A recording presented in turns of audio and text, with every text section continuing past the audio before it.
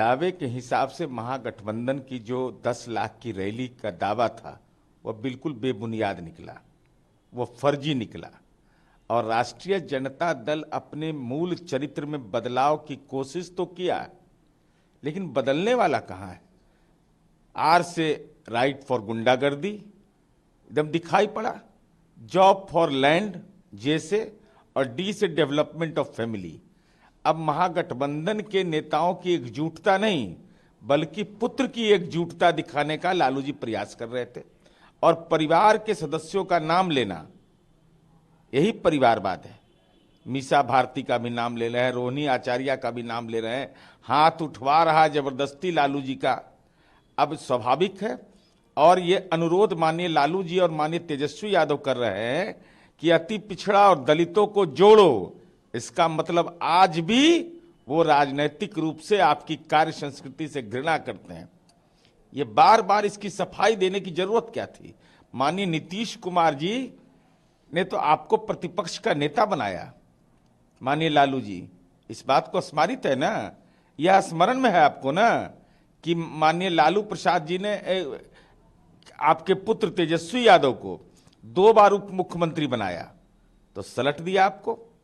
लेकिन माननीय नीतीश कुमार जी का व्यक्तित्व इतना भारी है कि पिता पुत्र बगैर नाम लिए चैन से नहीं बैठ रहे थे, एकदम लगातार जाप कर रहे थे कि नीतीश कुमार के बगैर सत्ता संभव है नहीं। इसलिए स्वाभाविक रूप से, और महागठबंधन के घटक दलों को आपने पारिवारिक राजनीति में औकात बताया, इसके लिए आपको लालू जी बधाई।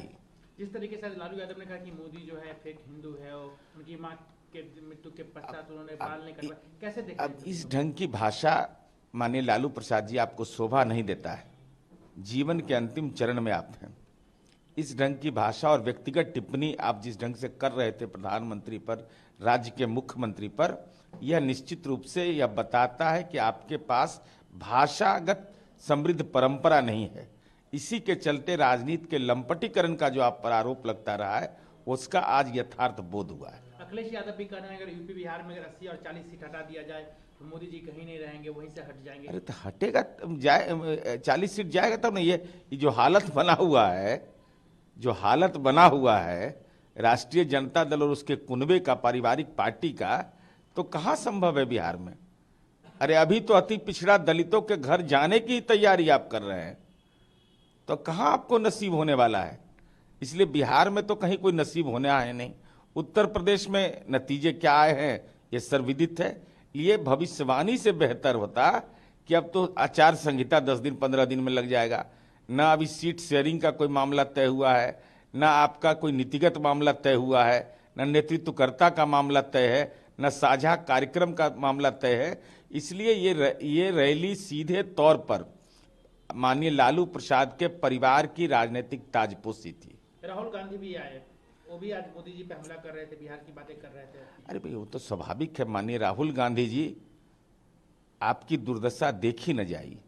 आप इस बात के लिए आए थे कि मैं तेजस्वी और तेज प्रताप यादव का हाथ लेकर करके लालू जी खड़ा रहे। अब मल्लिकार्जुन खड़गे से लेकर तमाम वरीय नेता टुकुर टुकुर मुंह देखते रहे। राजनीति का ये दुर्दशा अगर आपका हो रहा है कि भगवान ही मालिक। बिहार में आज रैली हुई लेकिन रात भर रंगारंग कार्यक्रम सब जगह चलता रहा। अब वो तो कार्य संस्कृति का अंग है। यही तो राजनीति की कार्य संस्कृति है जिसका पीछा राजद को छूट नहीं रहा है। और इससे जब तक छूटेंगे नहीं तब तक नई पीढ़ी को आप आकर्षित कर नहीं पाएंगे। एक तरह से आज देखा जाए तो तेजस्वी यादव ने अपने आप को मुख्यमंत्री प्रोजेक्ट किया, उनके परिवार के लोग भी, लालू जी ने भी। तो आपको लग रहा है भीड़ जिस तरीके से आई, या जन विश्वास यात्रा के बाद उनको लग रहा है कि अगला जो 25 का चुनाव होगा उसमें हम इजी वे में जीत जाएंगे, आप एनडीए को हरा के? लेकिन जो नई पीढ़ी की उम्मीद है वह पारिवारिक राजनीति से इतर है। नई पीढ़ी नैतिक मूल्यों के बुनियाद पर राजनीति को देखता है, लेकिन जो मुद्दों के आधार पर जो आप गोलबंदी करना चाहते हैं उसमें उनका परिवार उनके व्यक्तित्व में बड़ा बाधक है। यह आज सर्वविदित हो गया कि लालू जी को मजबूरी में तेज प्रताप का भी हाथ पकड़ना पड़ा। एक अंतिम सवाल, तेजस्वी यादव ने कहा कि नौकरी मतलब, लालू यादव ने कहा, उनके भाई ने कहा, सबने कहा कि नौकरी मतलब तेजस्वी यादव। इधर कह रहे 17 महीने में इतने नौकरी दिए, तो फिर आप लोग पे सवाल उठने कि 17 साल से आप लोग कर नहीं, हम क्या तो कर कह ही रहे लैंड फॉर जॉब, 3,11,000 समथिंग वर्ग स्क्वायर फीट यहाँ जमीन पटना में किस पिछड़ा को है? कौन पिछड़ा समुदाय का व्यक्ति होगा जो राजनीति में इतना बड़ा जमींदार होगा कि 228 कट्ठा जमीन हो? वो जमीन कहाँ से आया? नौकरी के नाम पर आया। अरे यही नौकरी के नाम पर तो 5 लाख शिक्षकों की हम नौकरी दिए, वो किसके कार्यकाल में हुआ? अगर आप ये क्रेडिट ले रहे हैं तो ये क्रेडिट लीजिए ना कि हमारे पिता ने नौकरी के नाम पर जमीन लिया। तो हम तो उम्मीद करते थे कि इस पाप से छुटकारा एक ही रास्ता है कि लैंड फॉर जॉब के लिए जो आपने जमीन लिया है नौकरी के नाम पर, उस जमीन को उस पीड़ित को लौटा दीजिए, तभी नौकरी वाले मुद्दे पर कोई आप पर भरोसा करेगा। अगर आप ये वीडियो YouTube पर देख रहे हैं तो हमारे चैनल को सब्सक्राइब करें और बेल आइकन को दबाना ना भूलें। अगर आप Facebook पर ये वीडियो देख रहे हैं तो हमारे पेज को लाइक करें।